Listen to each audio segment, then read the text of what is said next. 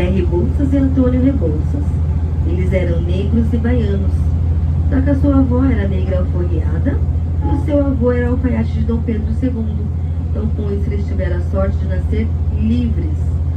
Então, quando os irmãos Rebouças iam dar início a essa obra, infelizmente, um deles veio a falecer.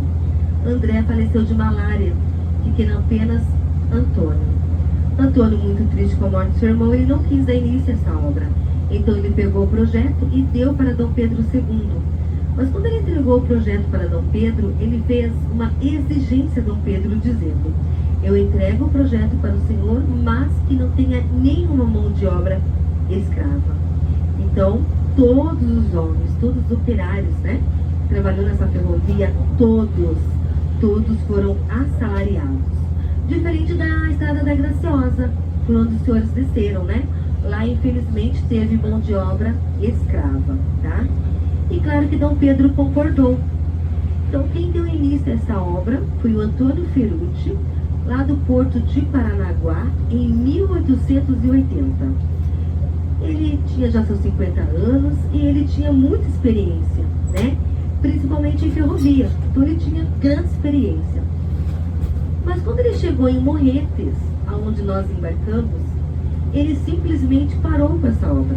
Ele parou com a obra dizendo que seria impossível concluir tudo isso, que seria um desafio muito grande, principalmente para a época, né, que não tinha a tecnologia que temos hoje, não é verdade? Então ele entregou o projeto na mão de Dom Pedro II, mas Dom Pedro tinha um amigo pessoal dele, João Teixeira Soares, um mineirinho lá da cidade de Formiga. Só que ele tinha apenas 34 anos, para a época ele era muito jovem. E ele não tinha tanta experiência como Antônio tinha. Então, quando ele chegou em Morretes, ele foi muito criticado. Todo mundo criticando ele, falando: Antônio, com toda a experiência, não conseguiu, João vai conseguir? E ele provou para todo mundo que sim, né? Então, antes de João assumir essa obra, havia 4.000 homens trabalhando.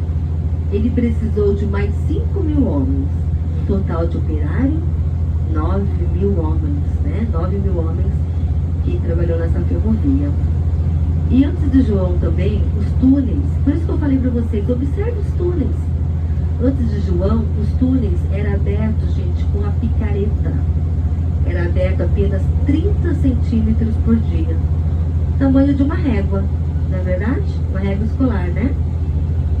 E quando João assumiu, foi ele que então, para facilitar as aberturas dos túneis, ele trouxe a pólvora negra. Então foi ele que trouxe a pólvora negra, né? Para facilitar aí as aberturas, né? O trabalho dos nossos operários. Então aí só um pouquinho, né? Da história para vocês saberem quem que foram os engenheiros. Os engenheiros então foram os irmãos Rebouças. Mas quem concluiu mesmo toda esta obra por onde nós estamos passando foi João Teixeira Soares, tá? Um mineirinho lá da cidade de Formiga. Gente, alguém quer chutar quantos anos levou para construir esta obra? Lembrando que em 1880 não tinha a tecnologia que temos hoje. Estamos dentro de uma mata, né, da Mata Atlântica. É muito úmida, já conhece a história. É muito úmida, né? A mata ela é muito úmida. Na época também